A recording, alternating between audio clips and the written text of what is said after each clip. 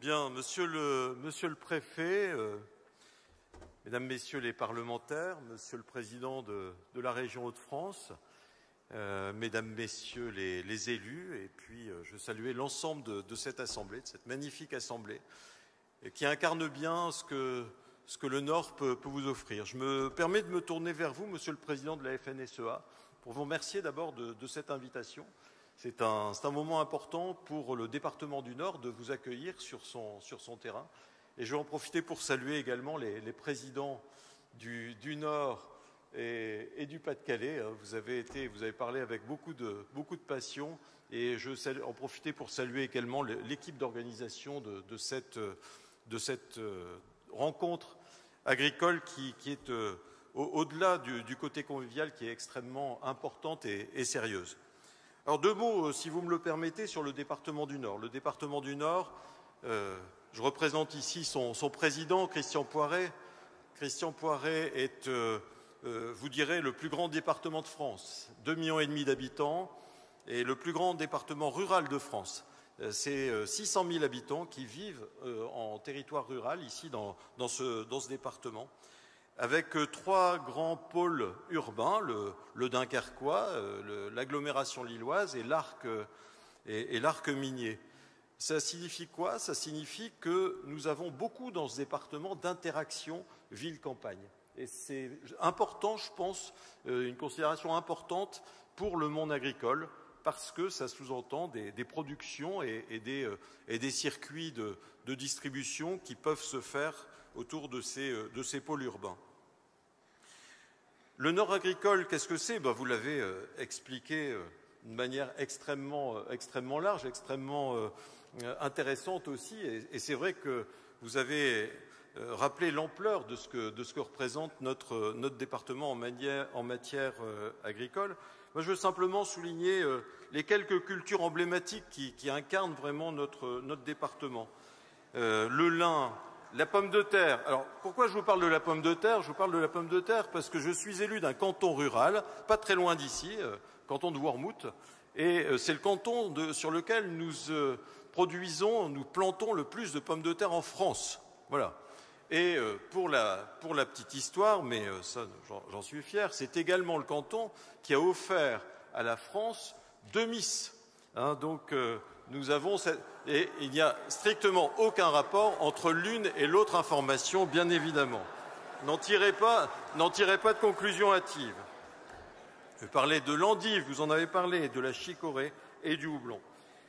Qu'est-ce que ça signifie? Ça signifie une grande diversité de modèles agricoles. C'est ce qui fait la richesse de l'agriculture dans le département, du maraîchage à la grande culture. Rappelez également toute l'activité para-agricole. Autour de cette activité agricole, nous avons de grandes marques, de grandes maisons agroalimentaires. Je parlerai de Roquette et plus localement de la maison Clarbout qui vient de s'installer ici dans le Dunkerquois. Pas très loin non plus des tracteurs, les tracteurs Kubota qui viennent et qui se sont installés il n'y a pas très longtemps ici dans le territoire. Quelle est l'implication du département du Nord dans notre politique agricole? D'abord, il faut souligner que c'est une politique volontariste, parce que nous n'avons pas, en tant que département, la compétence, et je tiens à remercier le président Bertrand, qui nous permet, à travers une convention avec la région, de travailler sur des politiques volontaristes. Et c'est ce mot que je veux retenir de ce que peut être l'implication du département envers la profession agricole. Je lisais récemment une motion qui a été votée le 11 mars à la Chambre d'agriculture Nord-Pas-de-Calais, dont je salue le président Christian Durlin, et qui rappelle en première intention faire de la cause agricole une réelle priorité politique. Eh bien, pour nous, Conseil départemental du Nord, c'est une réelle priorité politique. Nous l'avons encore prouvé, et c'est la raison pour laquelle le président Poiret n'est pas parmi nous cet après-midi. Je sors de la séance budgétaire, il n'a pas pu nous rejoindre, et nous avons encore une fois évoqué notre implication à côté des agriculteurs du département. Quelques illustrations, au-delà de l'aide que nous avons octroyée pour l'organisation de ce congrès, qui a été voté quasiment à l'unanimité. c'est l'approvisionnement local. L'approvisionnement local dans les établissements qui dépendent du département, c'est-à-dire les collèges, les maisons de retraite, les établissements médico-sociaux d'une manière générale. 125 000 repas sont distribués chaque jour dans nos établissements. Aujourd'hui, notre implication dans cette politique nous amène à un résultat de 3,8 millions d'euros de produits locaux utilisés dans ces établissements, qui représentent 25% des achats totaux. Vous parlez rapidement de l'accompagnement social des agriculteurs qui sont en difficulté. Nous les aidons à travers l'association Arcade, que je salue. Et puis le soutien à l'élevage nordiste à travers le laboratoire départemental d'analyse. Quels sont les dossiers qui sont sur mon bureau pour l'année 2024? Il y en a deux principaux. D'abord, un dossier qui est consécutif au Salon de l'agriculture d'il y a quelques semaines et qui est toujours l'occasion pour nous de discuter, d'échanger avec le monde agricole. Nous avons entendu les difficultés que vous avez les uns et les autres à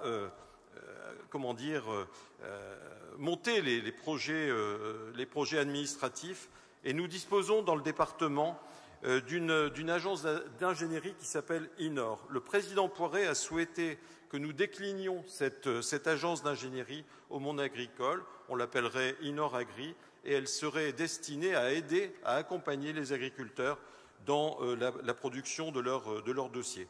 Un autre dossier de leur dossier administratif, un autre dossier sur la planche, c'est le dossier des compensations agricoles. C'est un sujet qui est sensible ici dans le Dunkerquois, mais il ne l'est pas que dans le Dunkerquois. Et nous faisons la proposition, et je tiens à saluer Paul Christophe, le député de cette circonscription, qui a relayé auprès de l'Assemblée nationale la proposition de faire en sorte que les compensations ne soient pas strictement des compensations en hectares, c'est-à-dire que le développement du port de Dunkerque, du grand port maritime de Dunkerque, sous-entend un niveau de compensation à hauteur de plus de 1000 hectares. Ça signifierait la disparition d'exploitation, ça signifierait tout un tas de choses. C'est inacceptable. Et les choses sont parfaitement claires à ce niveau-là. C'est inacceptable. Et notre proposition est, je sais avoir le concours de la profession, de l'ensemble de la profession agricole pour nous aider dans cette démarche. Notre proposition, c'est de faire en sorte que ça ne se traduise pas par des emprises sur de la terre agricole, mais que ça se traduise, par exemple, sur des accompagnements dans nos politiques sur les espaces naturels, par exemple, dont dispose le département. Aujourd'hui, le département est propriétaire de 2400 hectares d'espaces naturels que nous avons parfois des difficultés à entretenir, à aménager pour l'ensemble des publics qui en profitent. Et notre proposition, c'est de faire en sorte qu'il y ait sur une autre traduction de la compensation agricole. Nous ne pouvons pas accepter cette fatalité, ça n'est pas possible. Parce que nos espaces naturels sont utiles, ils sont utiles pour l'ensemble des publics, et nous avons une action à laquelle nous sommes très attachés auprès des publics de personnes qui vivent avec un handicap. Et je peux vous dire, pour l'avoir vécu, que pour certains publics autistes en particulier, ce contact avec la nature est extrêmement important. Alors, de grâce, permettez-nous de nous aider et de mieux faire sur nos espaces naturels, et évitons de prendre l'outil de travail de nos agriculteurs. Je ne serai pas beaucoup plus long. Je souhaite simplement vous dire à toutes et à tous, mesdames, messieurs, que vous exercez un métier magnifique. Je suis pour ma part petit-fils d'agriculteur, fils d'agriculteur. Ma famille est impliquée dans cette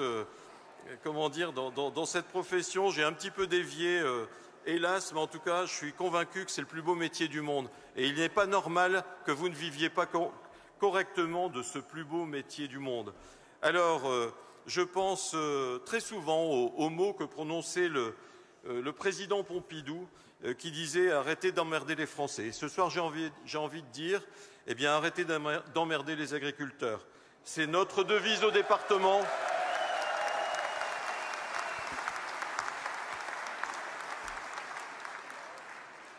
C'est notre devise au département du Nord. Vous méritez cette confiance, vous méritez ce respect.